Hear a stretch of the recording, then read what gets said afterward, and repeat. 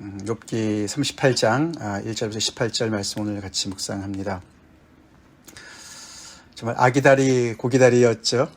정말 욥이 오랫동안 하나님 앞에 정말 나가서 하나님의 정말 그 말씀을 듣기를 원하고 응답을 받기를 원하고 그렇게 소원했는데 사실 그 소원은 정말 바랄 수 없는 소원이었습니다. 그렇죠? 어떻게 그게 가능하게 되겠습니까?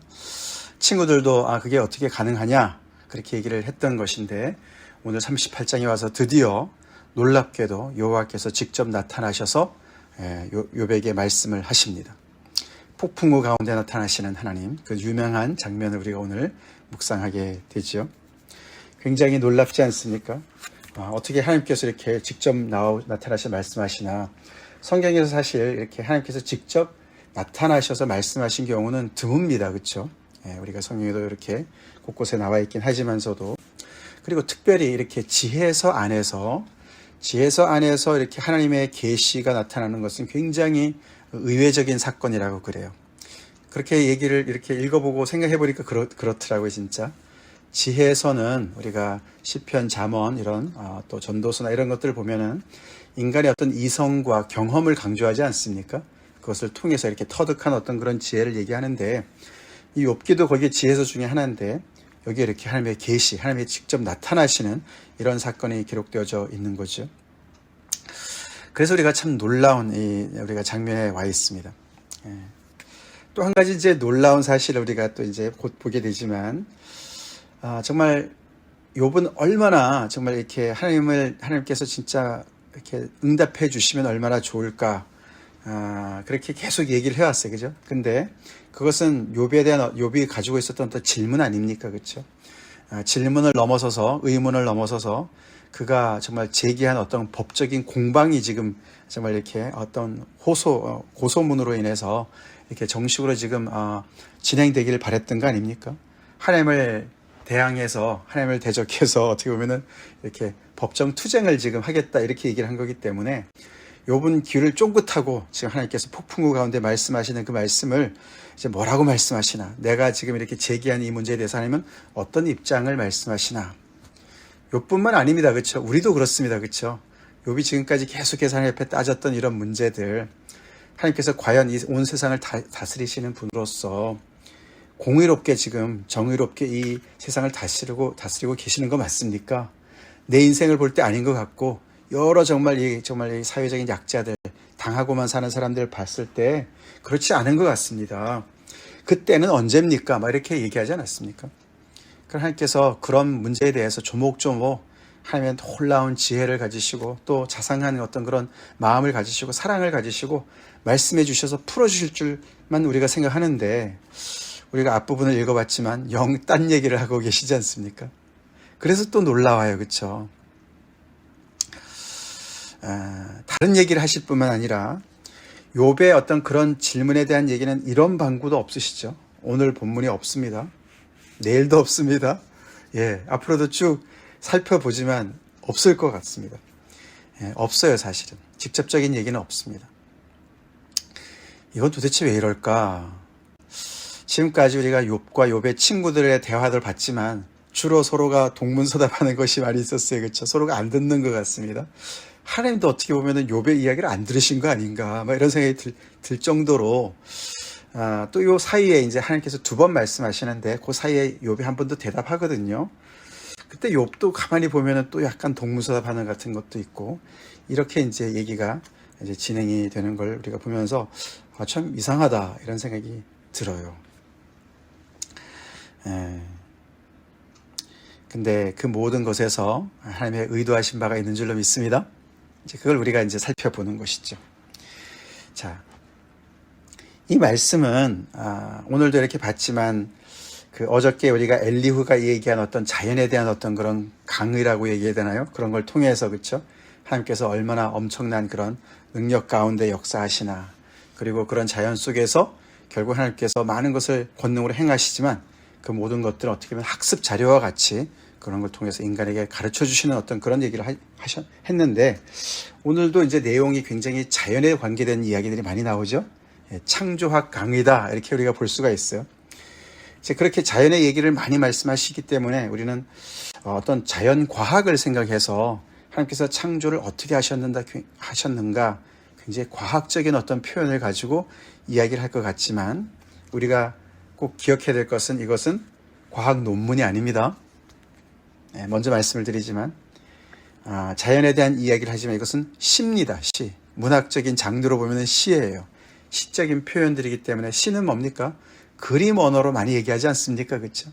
그것은 어떤 논리나 어떤 그런 정확도 가지고 얘기를 하려고 하는 것이 아니라 이렇게 그림을 그려주는 거예요. 그림을 볼 때 우리는 뭐 어떻게 합니까? 감상을 하죠. 감상을 해야 됩니다. 오늘 이 말씀부터 이제 하나님께서 말씀하신 이 38장, 39장 계속되는 이 말씀은 하나님께서 이렇게 그림을 이렇게 그리시는 걸 보면서 우리가 그걸 보면서 감상할 줄 알아야 돼요. 분석하는 것보다는 감상하는 것이 중요합니다. 자, 그렇게 이제 말씀을 드리고 우리가 살펴보겠습니다. 자, 하나님께서, 여호와께서 사실 이 앞에까지는 계속 욥과 욥의 세 친구들 간의 대화 속에서는 하나님이라고 표현을 많이 했어요. 여호와라는 단어는 한 번도 안 나옵니다. 그냥 이렇게 서론과 이 결론부와 여기 이제 하나님께서 말씀하신 이 부분에서 여호와라고 표현을 하고 있습니다. 그런 차이를 우리가 보게 되고 하나님께서 나타나셨는데 폭풍우 가운데 나타나셨다. 그렇게 이야기를 합니다. 마치 우리가 이 38장을 우리가 전에 29장부터 31장까지 욥의 10번째 발언, 마지막 발언과 연결을 시켜본다면은 욥이 그쵸? 말을 그쳤습니다. 그쵸? 이제 전능자께서 나타나시 나에게 대답하게 하시게 하라. 이렇게 얘기를 하면서 지난주 설교의 타이틀이었죠. 그러고 나서 이제 거기서 이어진다면은 하나님께서 욥이 마치자마자 그냥 폭풍 가운데서 그냥 정말 이렇게 너무나 이제 휘몰아치시면서 나타나신 어떤 그런 것을 우리가 상상해 볼 수가 있습니다. 그렇죠? 욥의 말이 끝나자마자 그냥 그 모든 것들을 그냥 잠재우듯이 쫙 나타나셔서 말씀을 하시기 시작하시는 것이죠. 그러면서 첫 번째 2절 말씀 굉장히 중요한 말씀이에요. 하나님의 말씀, 앞으로 하시는 말씀의 전체의 어떤 틀을 얘기해 주는 말씀인데 무지한 말로 생각을 어둡게 하는 자가 누구냐. 초반부터 기선제압을 하시는 하나님을 보게 됩니다. 그렇죠? 이 말 속에서 벌써 하나님은 욥과 어떤 대화를 하시긴 하시는데 이게 지금 무슨 사이가 좋은 두 사람의 어떤 기분 좋은 대화가 아닌 것을 얘기해 주시고 그렇죠? 또 하나는 어떤 동등한 입장도 아니에요. 지금 그렇죠? 동등한 입장도 아닙니다.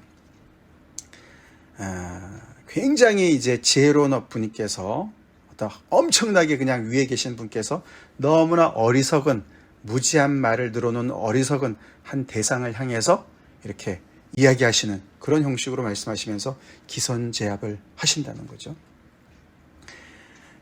무지한 말로 생각을 어둡게 하는 자가 누구냐. 근데 그 사람의 잘못이 있긴 한데 그것이 어떤 죄가 아니고 무지라고 얘기를 하십니다. 그렇죠? 욥의 죄를 잘못을 무지라고 말씀하시는 거예요. 잘 몰라서 얘기한다라고 얘기하십니다. 그렇죠? 일단 그것은 좀 안심이 되는 것 같아요. 그렇죠? 욥을 억울하게 하지 않으시죠? 근데 그가 잘 알아야 될 것을 모르는 것으로 말씀하시고 여기 근데 그 무지한 말로 뭘 하나 봤더니 어둡게 하는데 뭘 어둡게 하냐면은 생각을 어둡게 한다. 이 생각이라는 이 단어가 중요한 단어인데요. 여기 우리는 생각이라고 번역을 했지만 다른 데는 계획이나 뜻이라고도 번역을 합니다. 이게 이제 원문에는 에짜하라고 그러는데 에짜하 이것은 하나님의 디자인, 하나님의 계획, 하나님의 뜻 이렇게 번역을 해야 맞습니다. 그러니까 생각도 되긴 하지만 어떤 뜻이라고 번역하는 게 이제 더 많이 오는 것 같습니다. 그렇죠?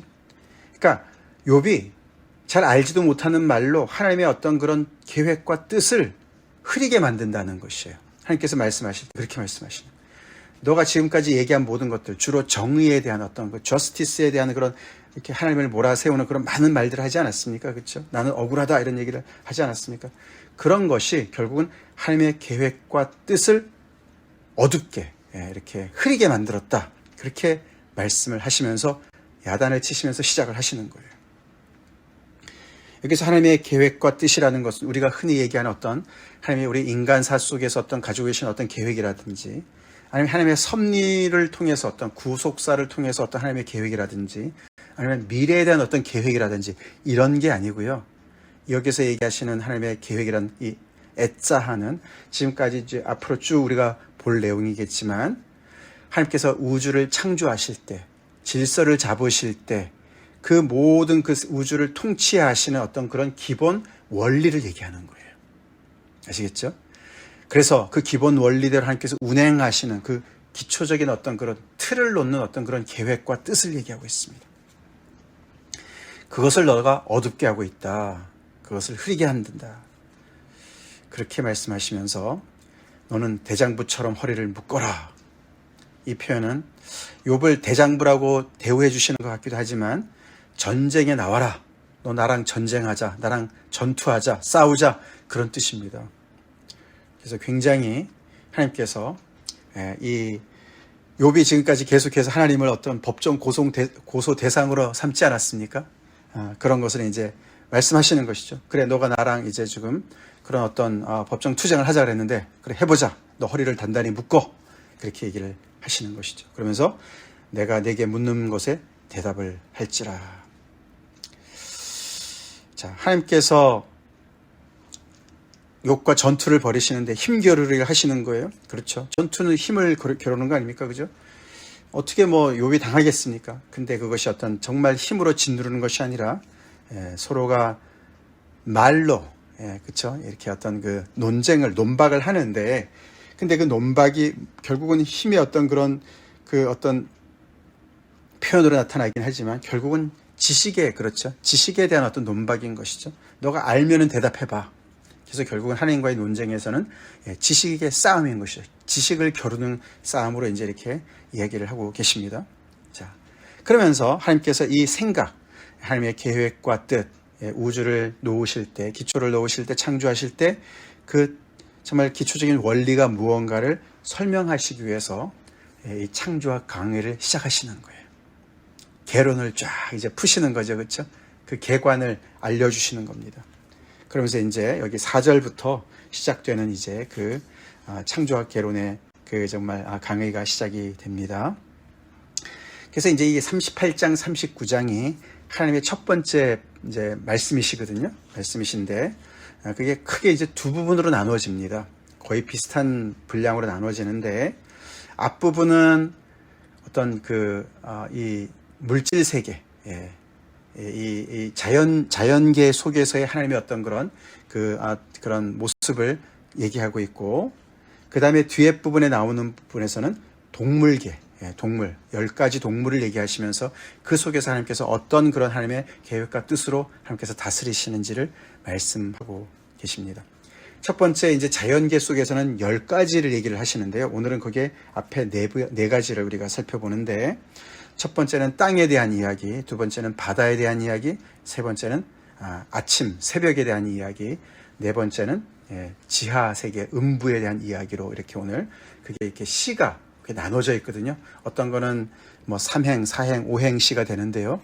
그렇게 길이는 조금씩 다를 수 있지만 그렇게 그 주제에 대해서 이렇게 네 가지 오늘 시가 나타나게 되고 있습니다. 그 다음부터 쭉 연결이 더 되죠. 자, 그래서 그런 것들 우리가 자세한 얘기들 이제 그런 틀 속에서 우리가 묵상을 해야 그 뜻을 제대로 알 수가 있습니다. 자, 그래서 하나님께서 이런 모든 것들을 얘기하는 그 첫 번째 4절에 내가 땅에 기초를 놓을 때에 내가 어디 있었느냐 이렇게 질문을 하시는 거예요. 욥으로서는 너무나 난감한 질문이에요, 그렇죠? 어디 있었긴 어디 있었어요, 그렇죠? 어디 있었습니까? 존재하지도 않았죠. 그러니까 첫 판부터 이건 뭐 게임이 안 되죠. 싸움이 안 됩니다. 그렇죠. 하나님께서 이렇게 말씀하시는데 어떻게 그걸 뭐 싸움을 합니까? 근데 그건 하나님께서 그냥 힘으로 짓누르려고 하시는 게 아니라 하나님 이런 말씀하시는 이유는 너가 내 생각을 알려면은 그 자리에 있었어야 돼. 그 말씀하시는 거 있죠.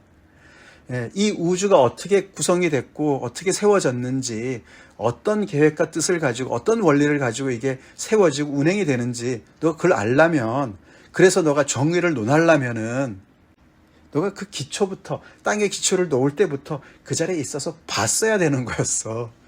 그렇게 말씀하시는. 그러니까 욥이 첫 번째 대답이 우리가 40장 가면 그죠? 입을 닫지 않습니까? 그렇죠? 뭐 무슨 말을 하겠습니까? 이렇게 길을 탁 죽이셨어요. 참, 자, 그러면서 땅에 기초를 놓을 때 당연히 없었죠. 말할 수 없습니다. 뭐 깨닫는 게 뭐가 있습니까? 그러면서 하나님께서 그 땅에 기초를 놓을 때 이야기를 묘사를 하시는데, 그 묘사가 집을 건축하는 거랑 이렇게 연결해서 말씀해서, 그렇죠? 땅에 어떤 창조를 하실 때 도량법, 그 줄, 그래서 이렇게 막 측량을 하는 것처럼, 그렇죠? 그래서 하나님께서 정말 이 모든 우주를 창조하실 때 먼저 하나님께서 디자인하시고, 그죠? 설계하셨습니다, 그렇죠? 설계를 하시고, 그 다음에는 이 측량도 하세요, 그죠? 측량 기사 역할도 하십니다. 도량법도 가지고 또 그 줄을 다 띄우시고, 그 다음에는 주추를, 그 기초를 또 이렇게 놓으시고, 그 다음에는 모퉁이 돌을 또 놓으시고, 여기 모퉁이 돌이라는 것은요, 모든 건축이 다 마무리된 다음에 맨 마지막에 아주 활용점정으로 딱 이렇게 놓는 것을 이야기하는 거거든요. 그래서 이 모든 것의 그 건축이 완공된 것을 얘기하는 겁니다. 그렇게 완공이 되니까 당연히 어떻게 해요? 낙성식 같은 걸 해야 되겠죠? 이제 그래서 우리가 성전을 다 완공했을 때도 하나님께 드리는 어떤 그런 축제를 열었듯이, 그랬을 때 이제 이 창조물을 가지고 하나님께서 이제 이렇게 정말 이렇게 셀리브레이션 할 때 새벽 별들이 기뻐 노래하고 하나님의 아들들이 다 기뻐 소리를 질렀다. 여기 하나님의 아들들이 1장에 나왔었는데, 그렇죠? 하나님께서 천상 회의하실 때 하나님의 아들들이 나오지 않았습니까? 사단도 같이 나왔는데 다시 한번 등장을 합니다. 하나님의 아들들, 천상의 어떤 그런 하나님의 그런 신하들이라고 볼 수가 있겠고, 여기는 새벽 별들과도 연결을 시켰죠. 자, 그렇게 하면서 하나님께서 땅의 기초를 놓으신 것을 얘기하시면서 너가 그때 어디 있었느냐. 그래서 이 하나님의 첫 번째 발언이, 이 말씀이 전체가 그 행으로 따지면 시를 얘기할 때 행이라 그러지 않습니까? 그 행이 68행이 있어요. 68행이 있는데 그 중에 질문으로 끝나는 게 57번이에요. 그래서 이 첫 번째 하나님의 이 말씀에서는 계속 이렇게 수사적인 질문 형태로 얘기를 하십니다. 그러니까 요반때 질문을 계속 하시는 거죠. 어저께 우리가 그 엘리후 이야기가 약간 그런 비슷한 형식이 있었지 않았습니까? 그죠? 그 약간 흉내내는 것 같은 게 있었는데, 이게 하나님의 말씀에 그렇게 계속 얘기합니다. 두 번째, 바다. 그냥 땅만 놓으시면 인간이 살 수 있는 게 아니기 때문에, 그렇죠? 바다를 나눠야 되는 거 아닙니까? 그죠? 뭇과 마른 뭇과 바다를 나누셨지 않습니까? 창세기 보면은. 그래서 이제 바다 얘기를 하시는데, 그 바다의 모습을 모태에서 터져 나온다 이렇게 표현합니다. 그래서 마치 무슨 신생아가 태어나는 것과 같이 얘기를 하시는데, 이게 터져 나온다는 것이 굉장히 어떤 난폭한 그런 뜻입니다. 그래서 신생아인데 굉장히 난폭한 어떤 그런 앙탈을 부리는 그런 모습으로 이렇게 바다를 그리고 있습니다. 왜냐하면 이 바다는 전통적으로 이 성경에, 구약에서 특별히, 그렇죠? 이 무질서 세계의 어떤 그런 대표적인 그런 대상이에요. 그렇죠? 그래서 하나님께서 이 무질서를 그냥 터져 나오도록 해서 그냥 온 땅을 뒤덮도록 하지 않으시고 그걸 통제하지 않으십니까? 그렇죠? 그냥 앙탈을 부리는 신생아를 잘 달래서 이렇게 통제하듯이 그렇게 이제 하나님께서 다스리시고 통제하는 것을 얘기하십니다. 그렇죠? 그래서 그 터져 나올 때 문으로 그것을 가둔 자가 누구냐? 바다를 문으로 가뒀다 얘기하시고, 옷을 만들어 주시고 강보를 만드셨다 그래요. 그렇죠? 여기 옷과 강보는 이렇게 잘 싸서 따뜻하게 한다기보다도 통제하는 것을 얘기하는 거예요. 그래서 하나님께서 바다를 구름으로 그 옷을 만들고 위에 이렇게 바닷물에 안개가 끼어 있는 것을 이렇게 그렇게 표현한 거겠죠. 흑암으로, 또 바다는 또 흑암과도 연결되니까 그걸 강보라고 표현합니다. 그러면서 이렇게 하나님께서 싸서 이렇게 통제하시는, 누구도 통제할 수 없는 그 바다를 이렇게 통제하시는 그런 표현을 얘기하면서 한계를 정했다고 얘기하시고, 문빗장으로, 그 다음에 여기까지만 딱 와야 돼, 그렇게 경계선을 정해 놓으시고, 높은 파도라 할지라도 여기서 그쳐, 그렇게 딱 말씀하실 때 그 모든 바다가 말을 듣고 통제를 당한 것을 표현하십니다. 그래서 여기서 보면은 이 이야기를 가만히 보면 하나님의 어떤 그런 권능, 능력도 얘기하지만은 결국 뭡니까? 여기서 얘기하고 있는 이 욥과 연결해 볼 때, 그죠? 너가 지금 이런, 나와 지금 너가 지금 겨루자고 얘기한 거야. 그렇게 얘기하시는 거예요, 지금. 그렇죠? 너가 이런 일 할 수 있어? 그런 얘기를 하시는 거죠.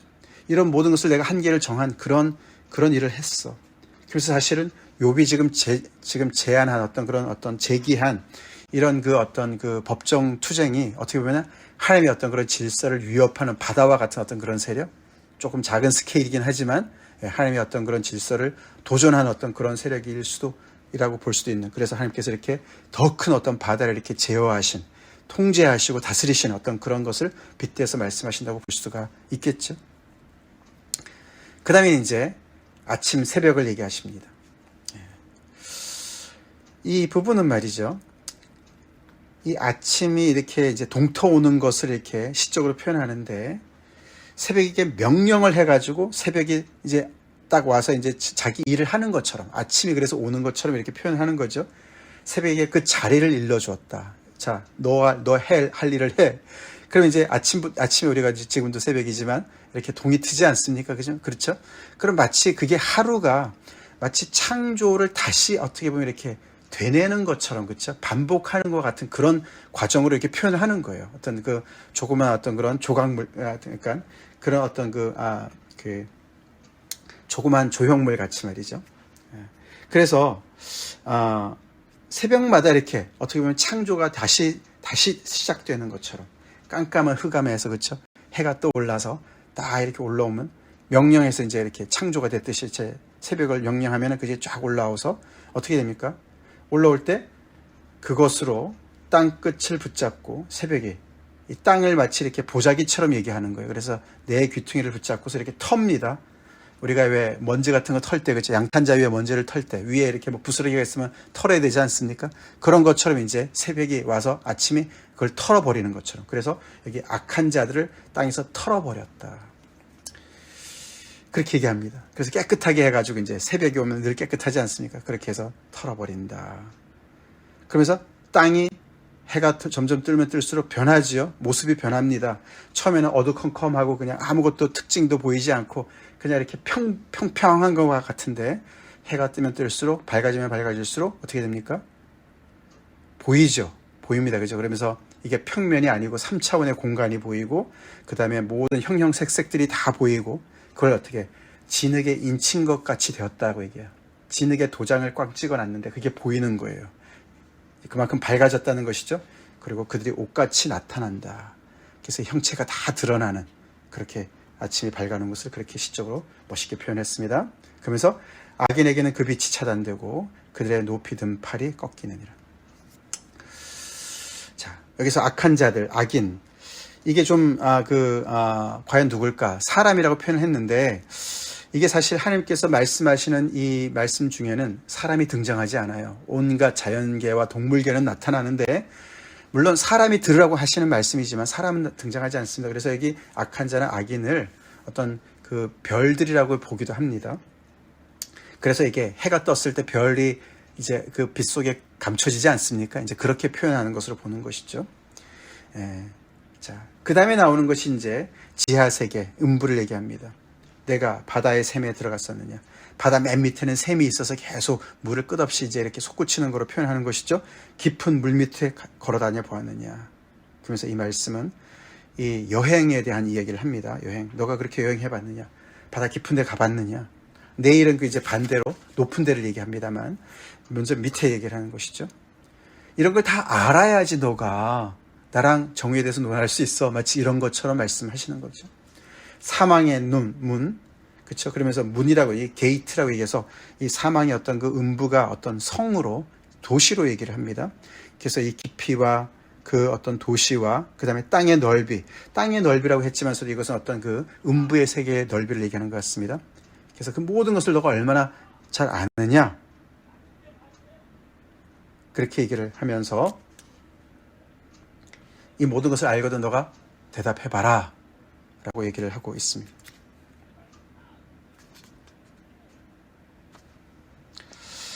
그리고 하나님께서는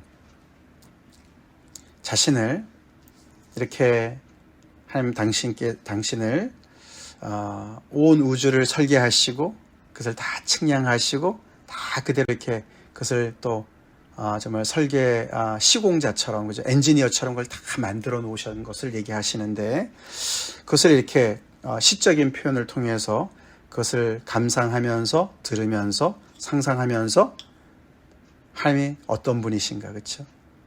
그리고 무엇보다도 하나님이 어떤 생각으로, 어떤 계획과 뜻으로 이것을 만드셨나를 이해하라고 얘기를 하시면서 이 욥의 지금까지 한 말을 무지한 말이라고 얘기하시는 걸 우리가 가만히 볼 때 결국 이제 욥의 말 중에서는 뭐가 제일 중요한 단어입니까? 의로움이에요, 그렇죠?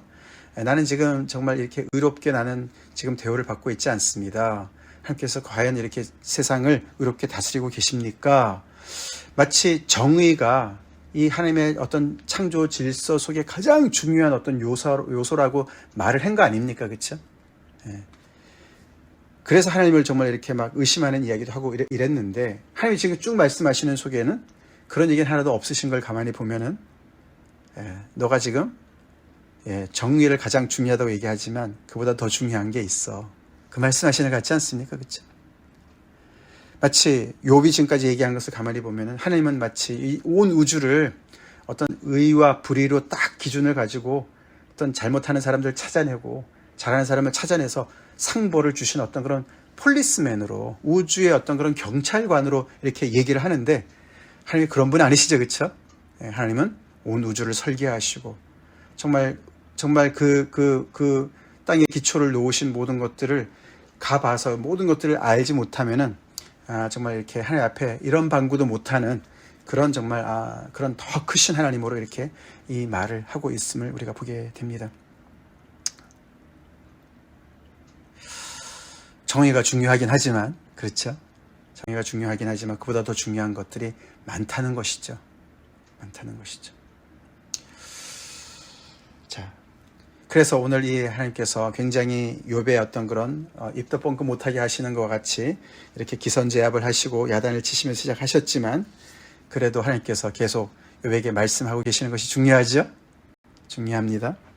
그래서 하나님께서 이 모든 것을 정말 기초를 놓으시고 하나하나 다 이렇게 정말 인간이 살 수 있도록 모든 것을 이렇게 만들어 놓으실 때 정말 하나님께서 그 어떤 그런 생각을 가지시고 계획과 뜻을 가지시고 만들어 놓으셨는가를 우리가 이 말씀을 통해서 더 깊이 알아야 될 줄로 믿습니다.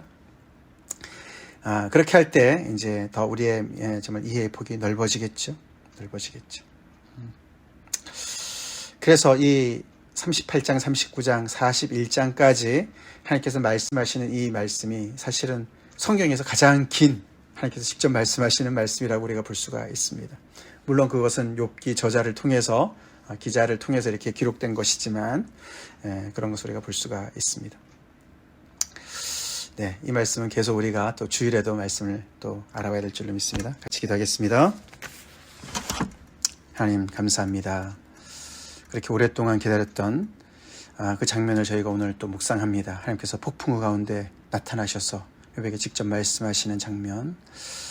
아버지, 우리가 이 말씀을 정말 제대로 잘 묵상해서 더욱더 정말 하나님의 그 창조의 그 계획과 뜻, 그 기초 원리를 더 깊이 잘 알 수 있게 도와주시고, 그래서 정말 우리가 때로도 우리가 욥처럼 무지한 말로 하나님의 그 생각을 정말 이렇게 참 흩트는 그렇게 흐릿하게 만드는 그런 누를 범하지 않도록 또 주님께서 우리에게 지혜를 더해 주시옵소서.